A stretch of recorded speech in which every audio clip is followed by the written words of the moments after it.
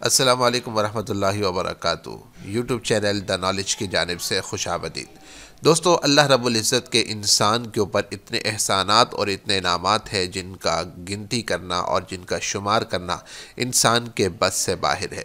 انسان کا وجود بذات خود ایک بہت بڑی ذات، بہت بڑی نعمت، بہت بڑا احسان ہے، جس کو احسان کو شمار کرنا ہی انسان کے لیے ناممکن ہے۔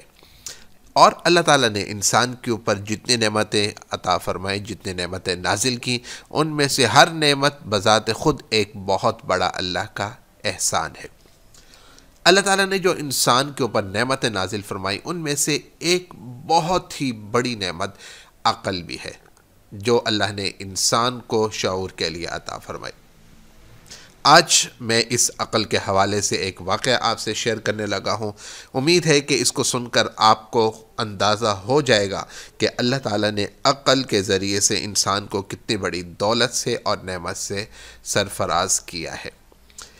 یہ واقعہ سعودی عرب کے ایک بہت ہی بڑے اسکالر اور معروف پروفیسر ہیں، محمد بن عبد الرحمن العریفی۔ یہ واقعہ ان کی کتاب سے آپ کے سامنے میں نقل کر رہا ہوں۔ ان کی کتاب زندگی سے لطف اٹھائیے، جس میں انہوں نے اپنا ایک واقعہ ذکر کیا، اس واقعے کو میں آپ کے ساتھ شیئر کرنے لگا ہوں۔ تو دوستو، اگر آپ کو یہ واقعہ پسند آئے اور اس سے آپ کو کچھ حاصل ہو تو آپ میری ویڈیو کو لائک ضرور کیجیے گا اور کمنٹس کیجیے گا اور اپنے دوستوں کے ساتھ شیئر کیجیے گا۔ اور اگر آپ نے ابھی تک میرا یوٹیوب چینل سبسکرائب نہیں کیا تو اس سے بھی ضرور سبسکرائب کر دیجیے گا۔ ڈاکٹر صاحب فرماتے ہیں کہ میں ایک مرتبہ نفسیاتی امراض کے ہسپتال میں گیا تاکہ وہاں پر مریضوں کو دیکھ کر عبرت حاصل کروں۔ میں ہسپتال میں داخل ہوا تو ایک ڈاکٹر نے مجھے پہچان لیا اور میرا بہت اچھے طریقے سے خیر مقدم کیا۔ پھر ہم ہسپتال کے مختلف کمروں میں نفسیاتی مریضوں کو دیکھنے کے لیے چل پڑے۔ راہداری میں ڈاکٹر صاحب نے ایک کمرہ دکھایا جس میں 10 بستر خالی تھے۔ صرف ایک بستر پر ایک شخص لیٹا ہوا تھا اور وہ اپنے ہاتھ پاؤں سے کھیل رہا تھا۔ میں نے ڈاکٹر صاحب کی طرف حیرت سے دیکھا تو انہوں نے بتایا کہ یہ مریض ہر 5 یا 6 گھنٹوں بعد بے ہوش ہو جاتا ہے اور اس کی یہ حالت گزشتہ 10 سالوں سے ایسی ہے۔ میں نے ٹھنڈا سانس لیا اور آگے چل پڑا۔ کچھ فاصلے پر ڈاکٹر صاحب نے ایک اور کمرہ دکھایا جس کا دروازہ بند تھا، جبکہ کھڑکی تھی جس سے ایک آدمی کھڑے ہو کر اشارہ کر رہا تھا۔ میں نے کمرے میں جب جھانکا تو مجھے نظر آیا کہ کمرے کی دیواروں کا رنگ سبز ہے۔ میں ڈاکٹر صاحب سے اس کلر کی وجہ پوچھی تو ڈاکٹر صاحب نے بتایا کہ یہ دماغی مریض ہے۔ اگر یہ دیوار کو دیکھ لے تو اپنے سر سے دیوار کو توڑنے کی کوشش کر کے اپنا سر ہی خود زخمی کر لیتا ہے۔ اس لیے دیواروں پر سبز رنگ کا فوم لگا دیا گیا ہے۔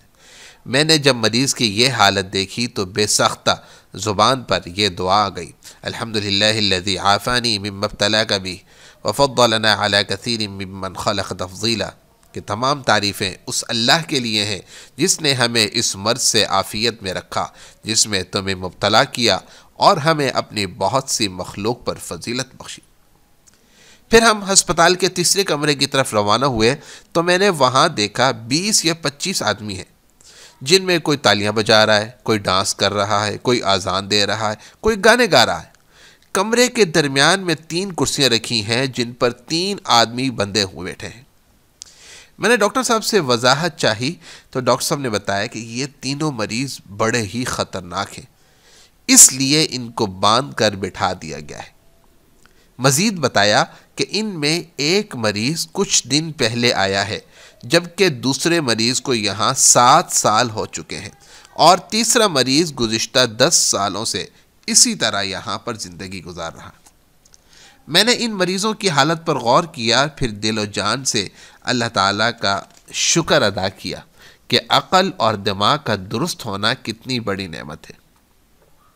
ان چند مریضوں کو دیکھنے کے بعد میں واپس جانا چاہتا تھا، لیکن ڈاکٹر صاحب نے کہا کہ آپ نے ابھی فلاں کمرہ تو دیکھا ہی نہیں، اس میں موجود مریض کو دیکھنے پر آپ کو زیادہ عبرت حاصل ہوگی۔ پھر وہ مجھے ایک بڑے کمرے میں لے گئے جہاں ایک بوڑھا زمین پر بیٹھا ہماری طرف دیکھ رہا تھا۔ لیکن اس کا جسم کپڑوں سے آزاد تھا۔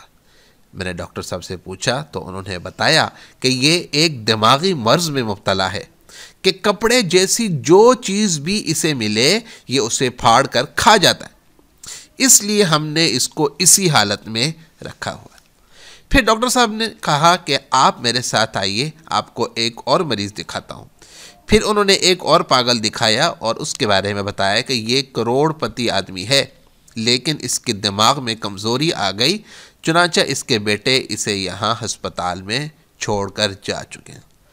تو ڈاکٹر صاحب فرماتے ہیں کہ میں سوچنے لگا کہ اللہ تعالیٰ کی کیسی قدرت ہے کہ جو اپنے بندوں میں رزق تقسیم کرتا ہے، کسی کو بہت زیادہ دولت دے کر عقل کی نعمت سے محروم کر دیتا ہے، تو کسی کو حسب نسب دے کر صحت کی نعمت سے محروم کر دیتا ہے، اور وہ تا حیات صاحب فراش بن کر زندگی گزارتا ہے۔